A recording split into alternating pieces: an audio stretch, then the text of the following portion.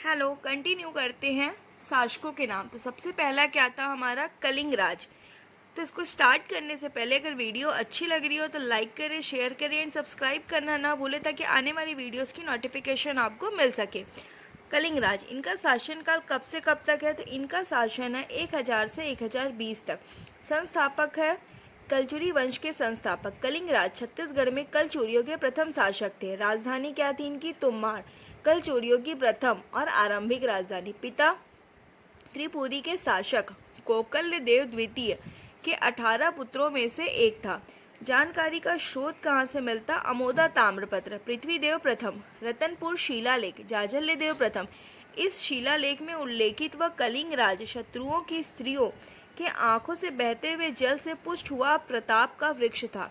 फिर निर्माण कार्य महिषासुर मर्दिनी मंदिर चैतुरगढ़। वर्णन अल-बरूनी ने अपने किताब तहकीके हिंद में किया है। पुत्र कलिंग राज की मृत्यु के बाद इनका पुत्र कमल राज 1020 ईस्वी में गद्दी पर आसीन हुआ। सेकेंड देखेंगे किसका शासनकाल है? कमल राज। इनका शासनकाल 1020 से 1045। समकालीन शासक किसके समकालीन थे?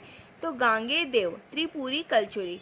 युद्ध अभियान, अपने शासनकाल में इन्होंने गांगे देव को उत्कल ओडिशा आक्रमण के समय सैन्य सहायता पहुंचाई थी। उत्कल से लौटते समय कमल राज के साथ साहिल्य नाम एक वीर पुरुष कौशल आया था। उसने और उसके वंशजों ने अपने स्वामी के लिए छत्तीसगढ़ में अनेक राज्य जीत लिए। अमोदा ताम्रपत्र के अनुसार कमल राज ने उत्कल के राजा को पराजित कर उससे प्राप्त संपत्ति गांगे देव को सौंप दी। अब देखेंगे थर्ड है रतन देव प्रथम। शासनकाल क्या है? 1045 से 1065। जानकारी जाजल्य देव प्रथम के रतनपुर शिलालेख में कमल राज के पुत्र का नाम रत्नराज मिलता है। नगर, इन्होंने 1050 में रतनपुर नगर की स्थापना की। राजधानी क्या है इनकी? तुम्माड़। इन्होंने तुम्माड़ राजधानी से शासन प्रारंभ किया और कालांतर में तुम्माड़ के स्थान पर रतनपुर को अपनी राजधानी बनाया। तुम्माड़ से शासन करने वाला अंतिम कलचुरी शासक। तुम्माड़ राजधानी से कलिंग राज, कमल राज और रतन देव ने छत्तीसगढ़ पर शासन किया। सेकेंड है रतनपुर। नो नल्ला देवी कोमोमंडल अधिपति वजुवर्मन की कन्या।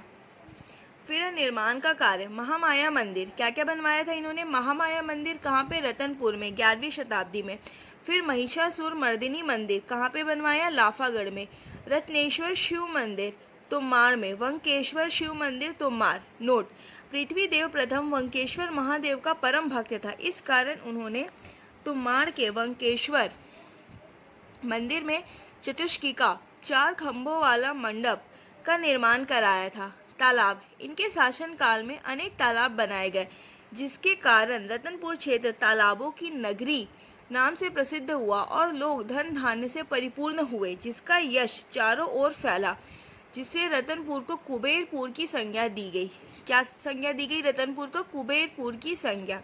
अब देखेंगे साम्राज्य विस्तार। इन्होंने 1055 ईस्वी में सोमवंशीय शासक उद्योत केसरी महाभौगुप्त चतुर्थ को पराजित कर सिरपुर क्षेत्र को कलचुरी साम्राज्य में शामिल कर लिया।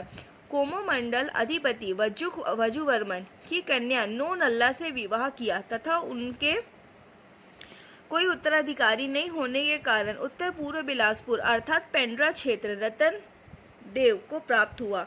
रत्न देव ने साहिल्य के 3 पुत्रों भागेल, देसल, स्वामिन की सहायता से भट्टविल तथा बीरा नामक क्षेत्र तक राज्य विस्तार किया। अब देखेंगे रतनपुर के अन्य नाम। सतयुग में रत्नपुर को बोलते थे मणिपुर, त्रेता युग में माणिकपुर, द्वापर युग में हीरापुर, महाभारत काल में मणिपुर, कलचुरी काल में कुबेरपुर और वर्तमान काल में रतनपुर। अन्य नाम क्या? चतुर्युगी पुरी। अब देखेंगे पृथ्वीदेव प्रथम। पृथ्वीदेव प्रथम का शासनकाल कब तक है? 1065 से 1090 तक है। राजधानी क्या है इनकी? रतनपुर। जानकारी के स्रोत अमोदा ताम्रपत्र। इस ताम्रपत्र के अनुसार इन्होंने 21,000 ग्रामों को जीत लिया था। सेकेंड है रायपुर ताम्रपत्र। थर्ड है लाफागढ़ ताम्रपत्र। फोर्थ है भाटापारा ताम्रपत्र। उपाधि सकल कौशलाधिपति रायपुर ताम्रपत्र में उल्लेखित है। प्रचंड कौशलाधिपति अमोदा ताम्रपत्र में उल्लेखित है। थर्ड है महामंडलेश्वर। फोर्थ है समधि गताशेष। फिफ्थ है पंच महाशब्द। नोट, इन उपाधियों से यह स्पष्ट होता है कि पृथ्वीदेव प्रथम ने संपूर्ण दक्षिण कोसल पर अपना प्रभुत्व स्थापित किया था। फिर देखेंगे निर्माण कार्य। रतनपुर ने समृद्ध के समान विशाल तालाब का निर्माण करवाया। तुममार में पृथ्वी देवेश्वर मंदिर का निर्माण कराया। वंकेश्वर मंदिर तोमार प्रांगण में चतुष्किका का निर्माण करवाया। पृथ्वीदेव प्रथम द्वारा चित्तौड़गढ़ लाफागढ़ का किला बनवाया। इस किले में 3 प्रमुख प्रवेश द्वार थे, जिनके नाम क्रमशः मेनका द्वार, सिंह द्वार और हुंकारा द्वार। अब देखेंगे मंत्री 2 थे, विग्रहराज और सोरदेव। रानी कौन थी इनकी? राजल्ला। साम्राज्य विस्तार, इनके सामंत जयदेव ने डांडोरा सरगुजा क्षेत्र में 2100 गांव को एवं देवसेना ने कोमोमंडल पेंड्रा क्षेत्र में 750 गांव को पूर्णतः विजिट किया, अर्थात इनके शासन काल में संपूर्ण दक्षिण कोसल इनके अधीन आ गया था।